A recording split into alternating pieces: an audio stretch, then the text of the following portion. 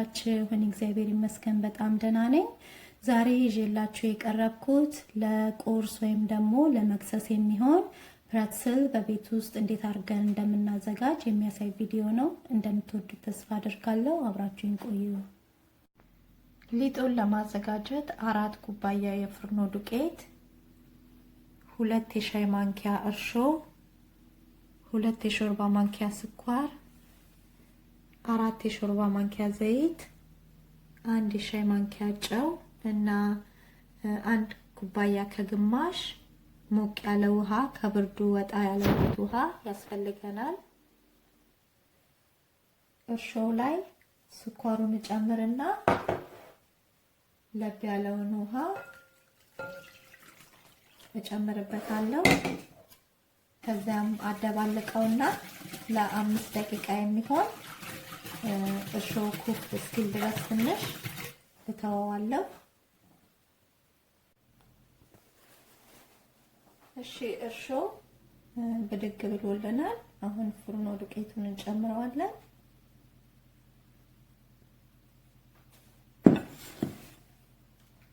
እና ጨውን፣ ዘይቱን ጨምረውና አሸዋለሁ።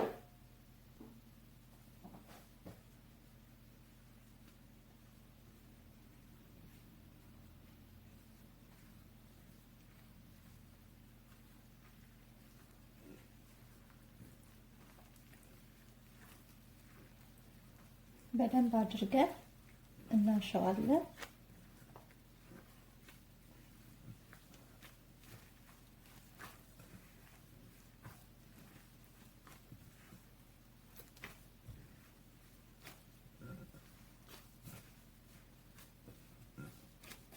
እና አሽቸው መለሳለሁ። እሺ በደንብ አድርጌ አሽቸው ተመልሻለሁ። ወፈር ያለ ሊጥ ነው የሚሆነው እና ትንሽ ዘይት በሳህናችን ላይ እናደርግና ሊጡን እናደርግና ሽፍና አድርገን ከ40 ደቂቃ እስከ 1 ሰዓት ባለው ውስጥ ሞቅ ያለ ቦታ ላይ ኩፍ እስኪልልን ድረስ እናስቀምጠዋለን።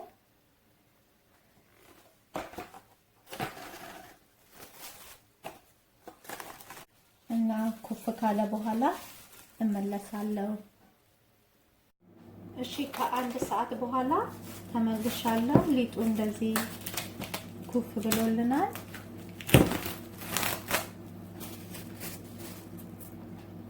እና እመልሰዋለሁ ወደታች እና ንጹህ ቦታ ላይ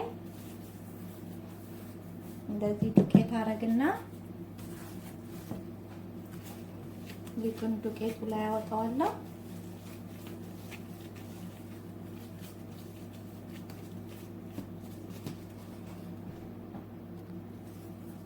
ከዛም በትናንሹ ነው የምቆራረጠው።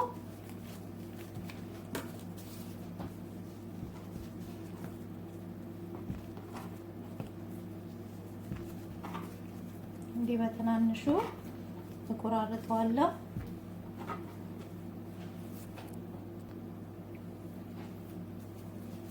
ከዛም በቀጭኑ ስለማደርገው አንዱን እስካስተካከል ድረስ ሌሎቹን እንዲህ እያድቦለቦልኩኝ ከጎን አደርጋቸዋለሁ።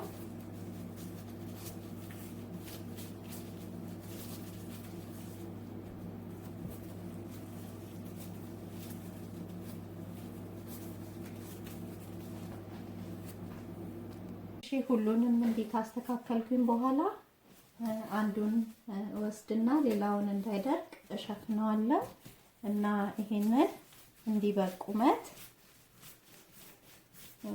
ቀጠን አድርጌ አረዝመዋለሁ።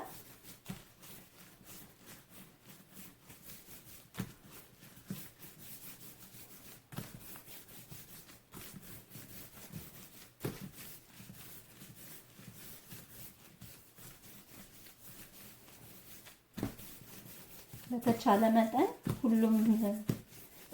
ሁሉም ሳይድ እኩል እንዲሆን አድርገን እናስተካክለዋለን።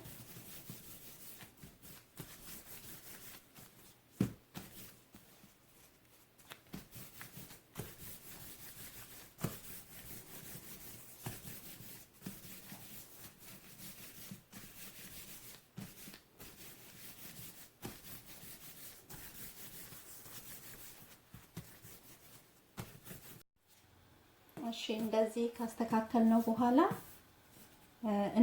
እንደዚህ እናደርገውና አንዱን በአንዱ ላይ እንዲናጠላልፈዋለን እና ጫፉን ጫን እንለዋለን እንዲጣበቅልን ትንሽ ውሃ ጫፉ ላይ እንዲናደርግበታለን።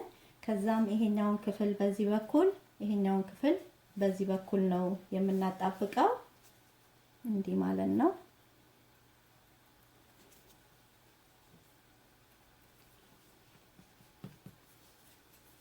እንዲህ ማለት ነው የሚሆነው እና ሁሉንም እንደዚህ አድርገን እንጨርሳለን።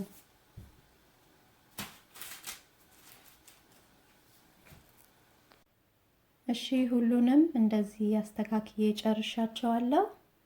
እዚህ ጋር 8 ኩባያ ውሃ አፍልቻለሁ እና 3 የሾርባ ማንኪያ ቤኪንግ ሶዳ እጨምርበታለሁ።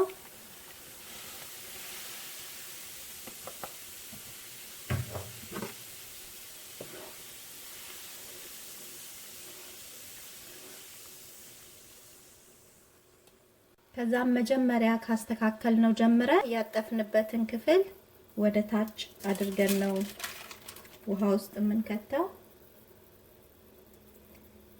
30 ሰከንድ ባንድ በኩል 30 ሰከንድ ባንድ በኩል ለአንድ ደቂቃ ነው የምናበስለው።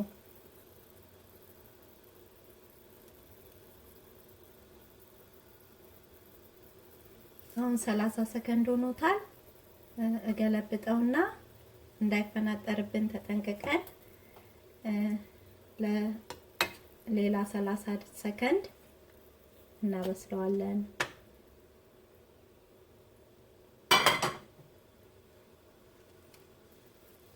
አሁን ይበቃዋል። ውሃውን ጥፍፍ እያደረኩኝ አወጣዋለሁ።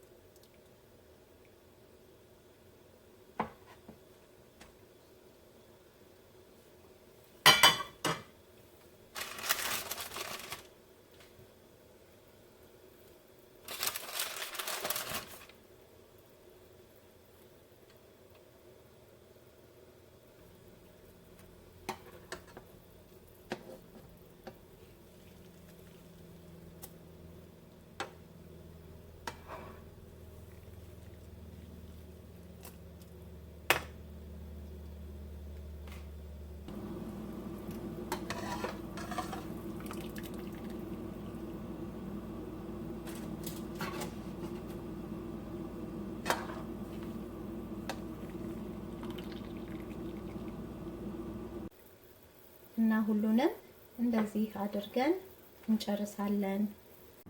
ሁሉንም አብስዬ ጨርሻለሁ። እዚህ ጋር አንድ የተመታ እንቁላል አለኝ። በእንቁላል በስሱ እቦርሸዋለሁ። እንቁላል መጠቀም ለማትፈልጉ በዘይት ወይም ደግሞ በቀለጠ ቂቤ መቦረሽ ትችላላችሁ።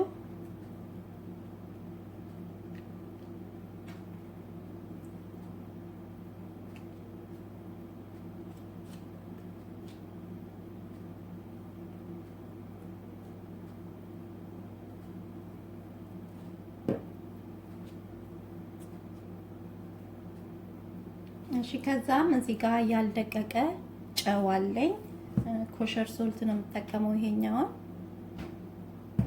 እና ከላይ እንዲህ እነሰንስበታለሁ። ያው የምትፈልጉትን ያህል ማለት ነው።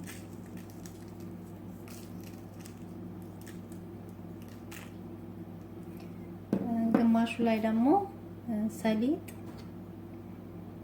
ነው አደርግበታለሁ። ብዙ ጊዜ ጨው ነው የሚደረገው፣ ግን አንድ አይነት ከሚሆን ሰሊጥ አረጋለሁ ግማሹ ላይ የተወሰነውን ደግሞ ዝም ብዬ ምንም ሳላረግ ኦቨን ከተውና ከወጣ በኋላ በቀረፋና በስኳር ማድረግ እንችላለን ማለት ነው። እና ሁሉንም እንዲህ ከጨረስኩ በኋላ በ400 ዲግሪ ኦቨኑን እያሞኩት ነው ለ15 ደቂቃ ኦቨን ከተዋለሁ። እሺ በ400 ዲግሪ ለ15 ደቂቃ አብስዬዋለሁ። እንዲህ ቆንጆ ሆኖ በስሎልናል። አሁን አወጣውልና ትንሽ ከቀዘቀዘ በኋላ ቆርሰን እናየዋለን። እዚህ ጋር ስኳርና የቀረፋ ዱቄት ይሄኛውን ነው የምጠቀመው።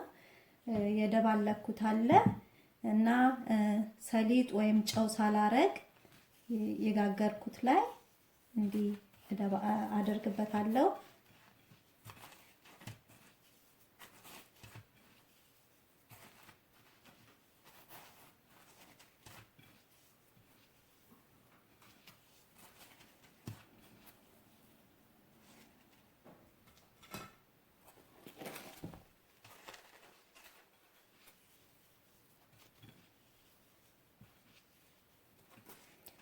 በባግ ውስጥ ማድረግን ማደባለቅ እንችላለን ከፈለገን።